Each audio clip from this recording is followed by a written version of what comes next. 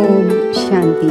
30-12-25 പ്രഭാതമുരളി ബാബ്ദാദ മധുബൻ.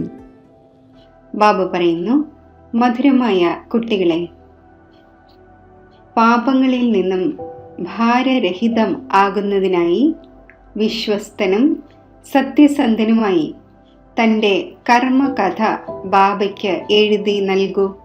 അപ്പോൾ മാപ്പുണ്ടാകും.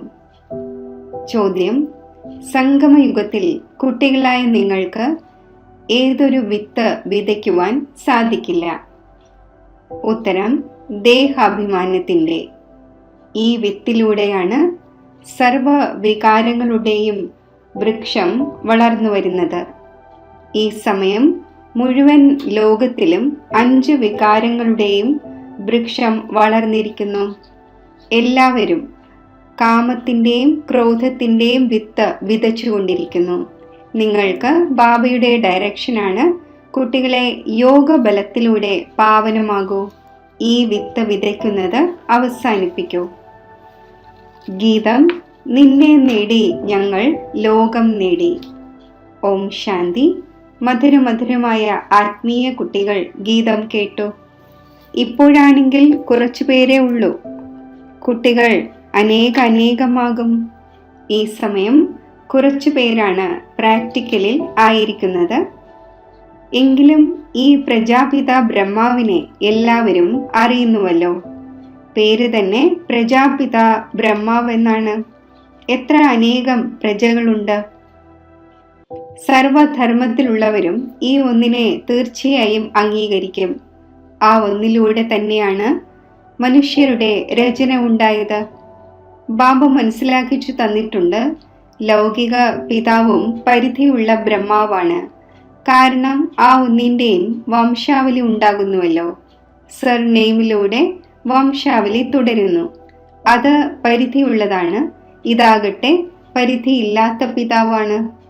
ഈ ഒന്നിൻ്റെ പേര് തന്നെ പ്രജപിത എന്നാണ്. ആ ലൗകിക പിതാവാണെങ്കിൽ ലിമിറ്റഡ് പ്രജകളെ രചിക്കുന്നു. ചിലർ രചിക്കുന്നുമില്ല. ഈ ഒന്നാണെങ്കിൽ തീർച്ചയായും രചിക്കും. പ്രജാപിത ബ്രഹ്മാവിന് സന്താനങ്ങളില്ല എന്ന് ആരെങ്കിലും പറയുമോ? ഈ ഒന്നിൻ്റെ സന്താനങ്ങൾ മുഴുവൻ ലോകവുമാണ്. ഏറ്റവും ആദ്യത്തേത് തന്നെ പ്രജാപിത ബ്രഹ്മാവാണ്. മുസൽമാന്മാരും ആദം ബീബി എന്ന് പറയുന്നു. അപ്പോൾ തീർച്ചയായും ആരെയെങ്കിലും ആയിരിക്കുമല്ലോ പറയുന്നത്. ആഡം, ഈവ്, ആദിദേവൻ, ആദിദേവി. ഇത് പ്രജാപിത ബ്രഹ്മാവിനെ കുറിച്ച് തന്നെയാണ് പറയുക. ഏതൊരു ധർമ്മത്തിലുള്ളവരായാലും ഈ ഒന്നിനെ അംഗീകരിക്കും. തീർച്ചയായും ഒന്നാണ് പരിധിയുള്ള പിതാവ്, ഇനിയൊന്ന് പരിധിയില്ലാത്തത്. ഇത് പരിധിയില്ലാത്ത പിതാവാണ്. പരിധിയില്ലാത്ത സുഖം നൽകുന്നവനാണ്. നിങ്ങൾ പുരുഷാർത്ഥവും ചെയ്യുന്നു പരിധിയില്ലാത്ത സ്വർഗത്തിൻ്റെ സുഖത്തിനു വേണ്ടി. ഇവിടെ പരിധിയില്ലാത്ത പിതാവിൽ നിന്നും പരിധിയില്ലാത്ത സുഖത്തിൻ്റെ സമ്പത്ത് നേടുവാൻ വന്നിരിക്കുന്നു. സ്വർഗത്തിൽ പരിധിയില്ലാത്ത സുഖവും നരകത്തിൽ പരിധിയില്ലാത്ത ദുഃഖവുമാണ് എന്ന് പറയുവാൻ സാധിക്കും. ദുഃഖവും വളരെയധികം വരാൻ പോകുന്നു. നിലവിളിച്ചുകൊണ്ടിരിക്കും. ബാബ നിങ്ങൾക്ക് മുഴുവൻ വിശ്വത്തിൻ്റെ ആദിമധ്യ അന്ത്യത്തിൻ്റെ രഹസ്യം മനസ്സിലാക്കിച്ചു തന്നിരിക്കുന്നു. കുട്ടികളായ നിങ്ങൾ മുന്നിലിരിക്കുകയാണ്, പുരുഷാർത്ഥവും ചെയ്യുന്നു. ഇതാണെങ്കിൽ മാതാവും പിതാവും രണ്ടുമായല്ലോ. ഇത്ര അനേകം കുട്ടികളുണ്ട്. പരിധിയില്ലാത്ത മാതാപിതാക്കളോട് ഒരിക്കലും ആരും ശത്രുത വയ്ക്കില്ല. മാതാപിതാക്കളിൽ നിന്നും എത്ര സുഖമാണ് ലഭിക്കുന്നത്. നീ മാതാവും പിതാവും എന്ന് പാടുന്നുമുണ്ട്. ഇത് കുട്ടികൾ തന്നെയാണ് മനസ്സിലാക്കുന്നത്. മറ്റു ധർമ്മത്തിലുള്ളവരെല്ലാം ഫാദറിനെ തന്നെയാണ് വിളിക്കുന്നത്. മാതാപിതാ എന്ന് പറയുകയില്ല. ഇവിടെ മാത്രമാണ് നീ മാതാവും പിതാവും എന്ന് പാടുന്നത്. കുട്ടികളായി നിങ്ങൾക്കറിയാം, നമ്മൾ പഠിച്ച് മനുഷ്യനിൽ നിന്നും ദേവത, മുള്ളിൽ നിന്നും പുഷ്പം ആയിക്കൊണ്ടിരിക്കുന്നു. ബാബ തോണിക്കാരനുമാണ്, പൂന്തോട്ടക്കാരനുമാണ്. ബാക്കി ബ്രാഹ്മണരായ നിങ്ങൾ ഏവരും അനേകം പ്രകാരത്തിലുള്ള പൂന്തോട്ടക്കാരാണ്. മുഗൾ ഗാർഡനും തോട്ടക്കാരനുണ്ടായിരിക്കുമല്ലോ. അയാളുടെ ശമ്പളവും എത്ര നല്ലതായിരിക്കും. തോട്ടക്കാരൻ നമ്പർ വാറാണല്ലോ. ചില തോട്ടക്കാർ എത്ര നല്ല നല്ല പുഷ്പങ്ങളെ ഉണ്ടാക്കുന്നു. പുഷ്പങ്ങളിൽ ഒരു കിങ് ഓഫ് ഫ്ലവറും ഉണ്ടായിരിക്കുന്നു. സത്യയുഗത്തിൽ കിങ് ഫ്ലവറും ക്വീൻ ഫ്ലവറും ഉണ്ടല്ലോ. ഇവിടെ മഹാരാജാവും മഹാറാണിയും ഉണ്ടായിരുന്നാലും ഫ്ലവേഴ്സ് അല്ല, പതീതമാകുന്നതിലൂടെ മുള്ളായി മാറുന്നു. വഴി നടന്ന് മുള്ളേറ്റ് ഓടിപ്പോകുന്നു. അജാമിളനെന്നും അവരെയാണ് പറയുന്നത്. ഏറ്റവും കൂടുതൽ ഭക്തിയും നിങ്ങളാണ് ചെയ്യുന്നത്. വാമമാർഗത്തിൽ വീഴുന്നതിൻ്റെ ചിത്രം നോക്കൂ. എങ്ങനെയെല്ലാം മോശമായാണ് ഉണ്ടാക്കിയിരിക്കുന്നത്. ദേവതമാരുടെ തന്നെ ചിത്രമാണ് കാണിച്ചിരിക്കുന്നത്. അതാണ് വാമമാർഗത്തിലെ ചിത്രം. ഇപ്പോൾ കുട്ടികളായ നിങ്ങൾ ഈ കാര്യങ്ങൾ മനസ്സിലാക്കി കഴിഞ്ഞു. നിങ്ങളിപ്പോൾ ബ്രാഹ്മണരായിരിക്കുന്നു. നമ്മൾ വികാരങ്ങളിൽ നിന്നും വളരെയധികം ദൂരെ പോകുന്നു. ബ്രാഹ്മണരിൽ സഹോദരന്മാർ തമ്മിൽ വികാരത്തിൽ പോകുന്നത് വളരെ വലിയ ക്രിമിനൽ അസോൾട്ട് ആകുന്നു. പേര് തന്നെ മോശമായി പോകുന്നു. അതിനാൽ ബാല്യത്തിലെ തന്നെ എന്തെങ്കിലും മോശമായ കാര്യം ചെയ്തുവെങ്കിൽ അതും ബാബയെ കേൾപ്പിക്കുകയാണ് എങ്കിൽ പകുതി മാപ്പാകുന്നു. ഓർമ്മയുണ്ടായിരിക്കുന്നുവല്ലോ, ഇന്ന സമയത്ത് നമ്മൾ ഈ മോശമായ കാര്യം ചെയ്തു എന്ന് ബാബയ്ക്ക് എഴുതി നൽകുന്നു. ആരാണോ വളരെയധികം വിശ്വസ്തരും ഓണസ്റ്റും ആയിരിക്കുന്നത് അവർ ബാബയ്ക്ക് എഴുതുന്നു, ബാബ, നമ്മൾ ഇന്ന മോശമായ കാര്യം ചെയ്തു, മാപ്പ് തരൂ എന്ന്. ബാബ പറയുന്നു, മാപ്പുണ്ടാകുന്നില്ല, ബാക്കി സത്യം പറയുന്നു, അപ്പോൾ അത് ലഘൂകരിക്കപ്പെടും. മറന്നു പോകുന്നു എന്നല്ല, മറക്കുവാൻ സാധിക്കില്ല. ഭാവിയിൽ ഇങ്ങനെയുള്ള ഒരു കാര്യവും ഉണ്ടാകാതിരിക്കുന്നതിനായി ജാഗ്രത പുലർത്തുന്നു. ബാക്കി മനസ്സ് തീർച്ചയായും വേദനിക്കും. പറയുന്നു, ബാബ, നമ്മൾ അജാമിളനായിരുന്നു. ഈ ജന്മത്തിൻ്റെ തന്നെ കാര്യമാണ്. ഇതും ഇപ്പോൾ നിങ്ങൾ അറിയുന്നുണ്ട്. എപ്പോൾ മുതലാണ് വാമമാർഗത്തിൽ വന്ന പാപാത്മാവായത്? ഇപ്പോൾ ബാബ വീണ്ടും നമ്മളെ പുണ്യ ആത്മാവാക്കുന്നു. പുണ്യ ആത്മാക്കളുടെ ലോകം തന്നെ വേറെയാണ്. ലോകം ഒന്നേ ഉള്ളൂ, എന്നാൽ 2 ഭാഗങ്ങളുണ്ട് എന്ന് മനസ്സിലാക്കി കഴിഞ്ഞു. ഒന്നാണ് പുണ്യാത്മാക്കളുടെ ലോകം, അതിനെ സ്വർഗം എന്ന് പറയുന്നു. രണ്ടാമത്തേതാണ് പാപാത്മാക്കളുടെ ലോകം, അതിനെ നരകം അഥവാ ദുഃഖധാമം എന്ന് പറയുന്നു. സുഖത്തിന്റെ ലോകവും ദുഃഖത്തിന്റെ ലോകവും. ദുഃഖത്തിന്റെ ലോകത്തിൽ എല്ലാവരും നിലവിളിച്ചുകൊണ്ടിരിക്കുന്നു, നമ്മെ ലിബറേറ്റ് ചെയ്യൂ, തൻ്റെ വീട്ടിലേക്ക് കൊണ്ടുപോകൂ. വീട്ടിൽ പോയി ഇരിക്കേണ്ടതില്ല എന്നതും കുട്ടികളായ നിങ്ങൾ മനസ്സിലാക്കുന്നുവല്ലോ. വീണ്ടും പാട്ട് അഭിനയിക്കാൻ വരേണ്ടതുണ്ട്. ഈ സമയം മുഴുവൻ ലോകവും പതീതമാണ്. ഇപ്പോൾ ബാബയിലൂടെ നിങ്ങൾ പാവനമായിക്കൊണ്ടിരിക്കുന്നു. എയിം ഓബ്ജക്റ്റ് മുന്നിലുണ്ട്. നമ്മൾ ഇതായിക്കൊണ്ടിരിക്കുകയാണ് എന്ന് ഈ എയിം ഓബ്ജക്റ്റ് മറ്റാരും കാണിക്കുകയില്ല. ബാബ പറയുന്നു, കുട്ടികളെ, നിങ്ങൾ ഇതായിരുന്നു, ഇപ്പോഴല്ല. പൂജ്യരായിരുന്നു, ഇപ്പോൾ പൂജാരിയായിരിക്കുന്നു. വീണ്ടും പൂജ്യരാകുന്നതിനായി പുരുഷാർത്ഥം ആവശ്യമാണ്. ബാബ എത്ര നല്ല പുരുഷാർത്ഥം ചെയ്യിക്കുന്നു. ഈ ബാബ മനസ്സിലാക്കുന്നു, ഞാൻ പ്രിൻസ് ആകും എന്ന്. നമ്പർ 1 ഇദ്ദേഹമാണ്. എന്നിട്ടും ഓരോ നിമിഷവും ഓർമ്മ നിലനിൽക്കുന്നില്ല, മറന്നു പോകുന്നു. ആര് എത്ര തന്നെ പ്രയത്നിച്ചാലും ഇപ്പോൾ ആ അവസ്ഥ ഉണ്ടാവുകയില്ല. കർമാതീത അവസ്ഥ ഉണ്ടാകുന്നത് യുദ്ധത്തിൻ്റെ സമയമാകുമ്പോഴാണ്. പുരുഷാർത്ഥമാണെങ്കിൽ സർവർക്കും ചെയ്യേണ്ടതുണ്ടല്ലോ. ഇദ്ദേഹത്തിനും ചെയ്യേണ്ടതുണ്ട്. നിങ്ങൾ മനസ്സിലാക്കിച്ചു കൊടുക്കുന്നു. ചിത്രത്തിൽ നോക്കൂ, ബാബയുടെ ചിത്രം എവിടെയാണ്? പൂർണ്ണമായും വൃക്ഷത്തിന്റെ അവസാനത്തിൽ നിൽക്കുകയാണ്. പതീത ലോകത്തിൽ താഴെ പിന്നെ തപസ്യ ചെയ്തുകൊണ്ടിരിക്കുന്നു. എത്ര സഹജമായി മനസ്സിലാക്കിച്ചു തരുന്നു. ഈ എല്ലാ കാര്യങ്ങളും ബാബ തന്നെയാണ് മനസ്സിലാക്കിച്ചത്. ഇതും നിങ്ങൾ അറിഞ്ഞിരുന്നില്ല. ബാബ തന്നെയാണ് നോളജ്ഫുൾ. ഹേ പരംപിത പരമാത്മാ, വന്ന് നമ്മുടെ ദുഃഖത്തെ ഹരിക്കൂ എന്ന് ആ ഒന്നിനെ തന്നെയാണ് എല്ലാവരും ഓർമ്മിക്കുന്നത്. ബ്രഹ്മ, വിഷ്ണു, ശങ്കർ ദേവതമാരാണ്. മൂലവതനത്തിൽ വസിക്കുന്ന ആത്മാക്കളെ ദേവത എന്ന് പറയില്ല. ബ്രഹ്മ, വിഷ്ണു, ശങ്കറിന്റെയും രഹസ്യം ബാബ മനസ്സിലാക്കിച്ചു തന്നു. ബ്രഹ്മാവ്, ലക്ഷ്മി നാരായണൻ ഇവരെല്ലാം ഇവിടെ തന്നെയാണല്ലോ. കുട്ടികളായ നിങ്ങൾക്കിപ്പോൾ സൂക്ഷ്മവതനത്തിന്റെ കേവലം സാക്ഷാത്കാരമാണ് ഉണ്ടാകുന്നത്. ഈ ബാബയും ഫരിഷ്തയായി മാറുന്നു. കുട്ടികൾക്ക് ഇതറിയാം.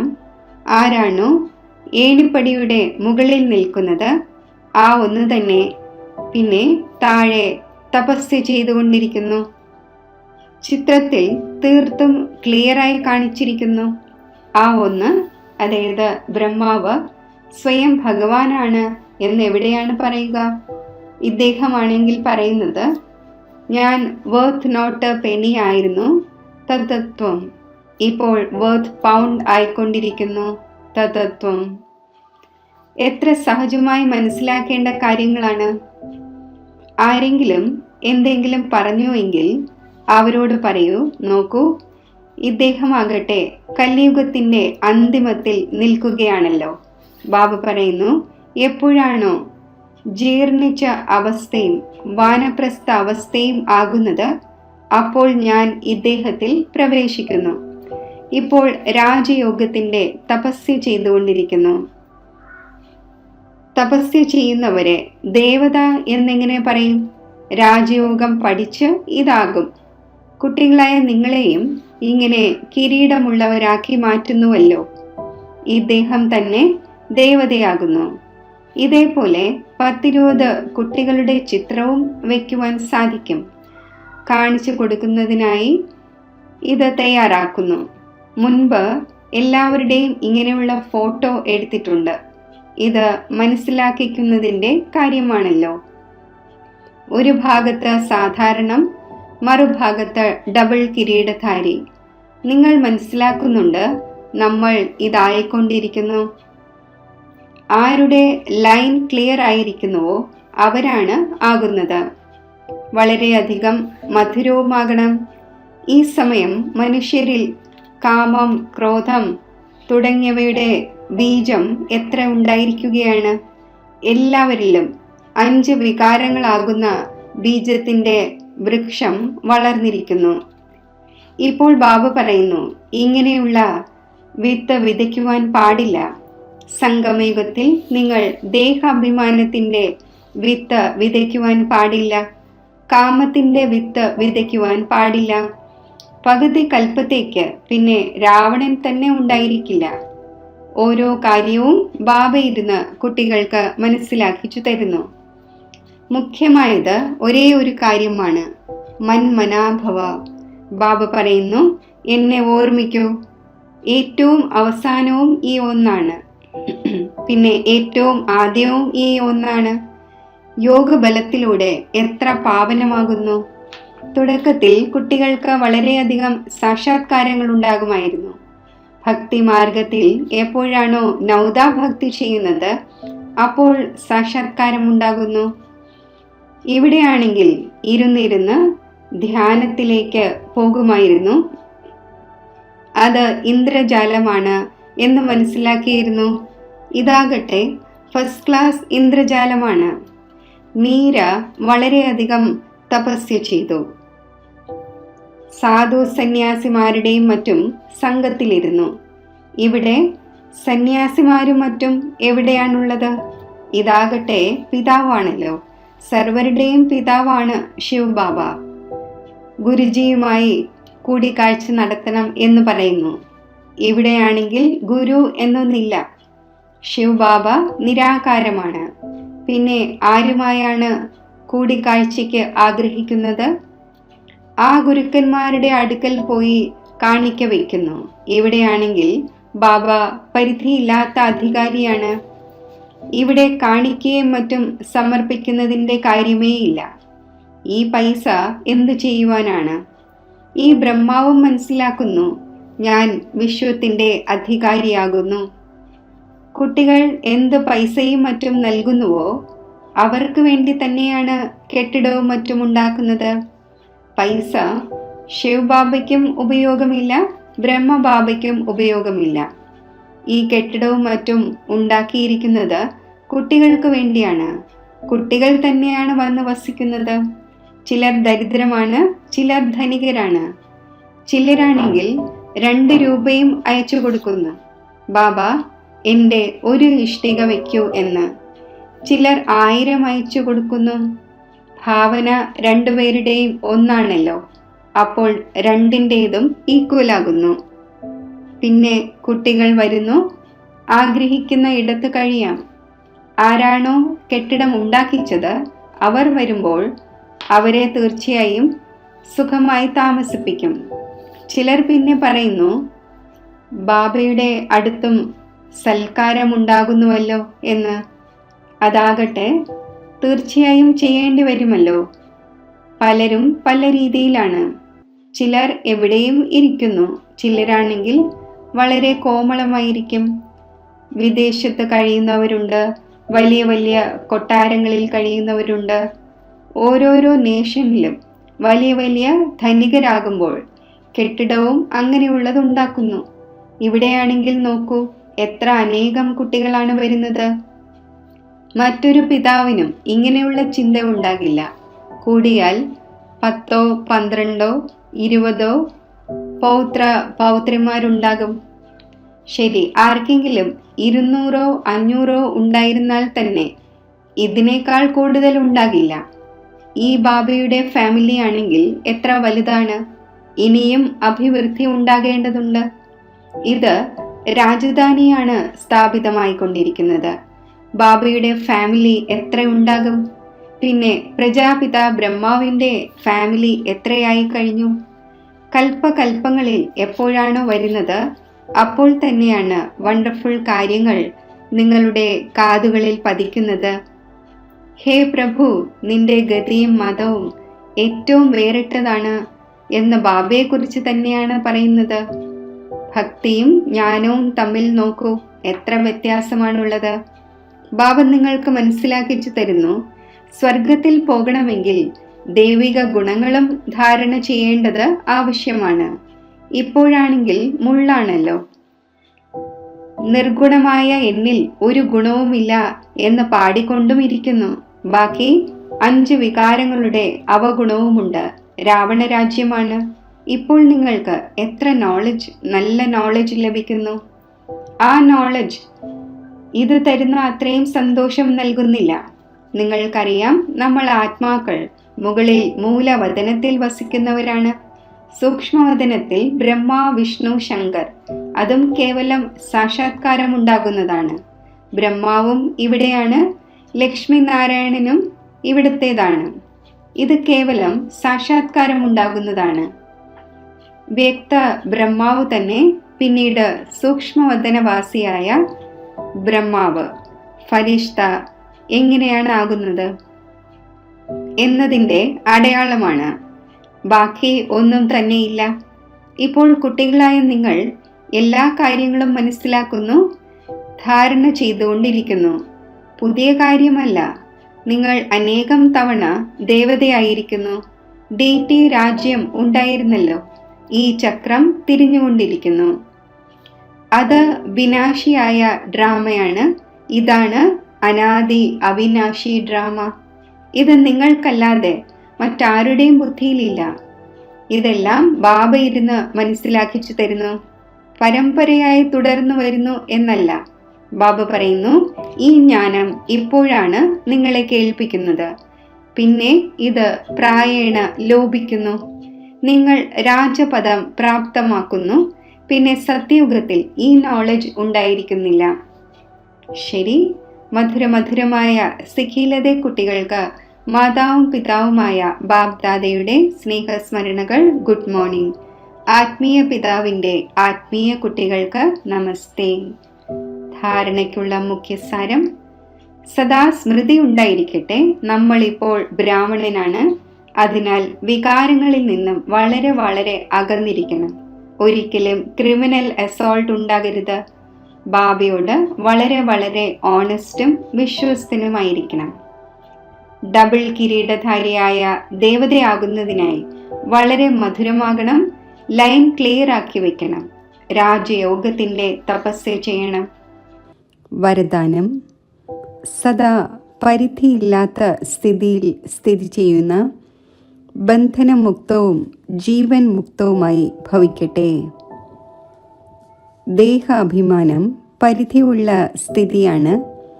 ദേഹി അഭിമാനി ആവുക, ഇതാണ് പരിധിയില്ലാത്ത സ്ഥിതി. ദേഹത്തിൽ വരുന്നതിലൂടെ അനേകം കർമ്മത്തിൻ്റെ ബന്ധനങ്ങളിലും പരിധിയുള്ളതിലും വരേണ്ടി വരുന്നു. എന്നാൽ എപ്പോഴാണോ ദേഹിയായി മാറുന്നത്, അപ്പോൾ ഈ എല്ലാ ബന്ധനവും സമാപ്തമാകും. ഏതുപോലെ ബന്ധനമുക്തം തന്നെയാണ് ജീവൻ മുക്തം എന്ന് പറയുന്നുവോ, അതേപോലെ തന്നെ ആരാണോ പരിധിയില്ലാത്ത സ്ഥിതിയിൽ സ്ഥിതി ചെയ്യുന്നത്, അവർ ലോകത്തിൻ്റെ വായുമണ്ഡലം, വൈബ്രേഷൻ, തമോ ഗുണി വൃത്തികൾ, മായയുടെ യുദ്ധം, ഇവ എല്ലാത്തിൽ നിന്നും മുക്തമാകുന്നു. ഇതിനെ തന്നെയാണ് ജീവൻ മുക്ത സ്ഥിതി എന്ന് പറയുന്നത്. അതിൻ്റെ അനുഭവം സംഗമയുഗത്തിൽ തന്നെയാണ് ചെയ്യേണ്ടത്. സ്ലോഗൻ: നിശ്ചയബുദ്ധിയുടെ അടയാളമാണ് നിശ്ചിത വിജയിയും നിശ്ചിന്തവും. അവരുടെ അടുത്ത് വ്യർത്ഥത്തിന് വരുവാൻ കഴിയില്ല. അവ്യക്ത സൂചന: ഇപ്പോൾ സമ്പന്നവും കർമാതീതവും ആകുന്നതിൻ്റെ ഈണം മുഴക്കൂ. കർമ്മങ്ങളുടെ ഗുഹ്യഗതിയെ അറിഞ്ഞ്, അതായത് ത്രികാലദർശിയായി ഓരോ കർമ്മവും ചെയ്യൂ. അപ്പോൾ തന്നെയാണ് കർമാതീതം ആകുവാൻ സാധിക്കുന്നത്. അഥവാ ചെറിയ ചെറിയ തെറ്റുകൾ സങ്കല്പരൂപത്തിലെങ്കിലും ഉണ്ടാകുന്നു എങ്കിൽ അതിൻ്റെയും കണക്കുകൾ വളരെ കടുത്തതാകുന്നു. അതിനാൽ ചെറിയ തെറ്റ് പോലും വലുതായി മനസ്സിലാക്കണം.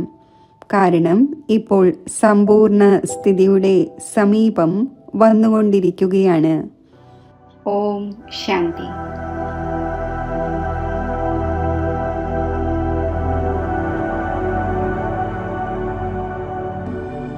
യോഗത്തിൻ്റെ അഭ്യാസം. എൻ്റെ ബാബ എന്ന സങ്കല്പത്തിൽ ശിവബാബയുടെ സമീപത്തായി ഞാൻ സ്ഥിതി ചെയ്യുന്നു.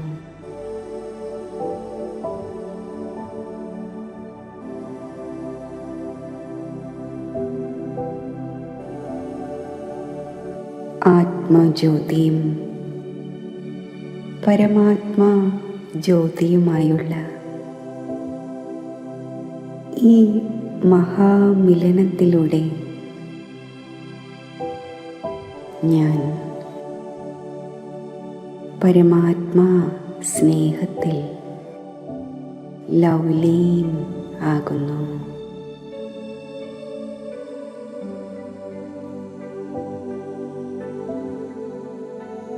സർവ വരദാനങ്ങളും അടങ്ങിയ ഈ പരമാത്മാ സ്നേഹം എന്നെ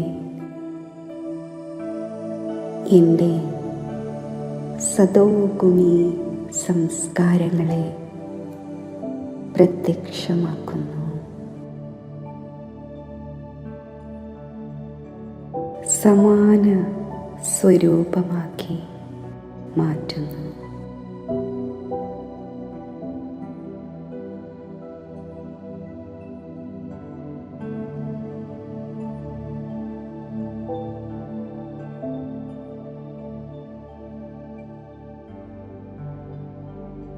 ശക്തിശാലി സ്ഥിതി നിലനിർത്തി ഞാൻ മസ്തക സിംഹാസനത്തിൽ വിരാജിക്കുന്നു.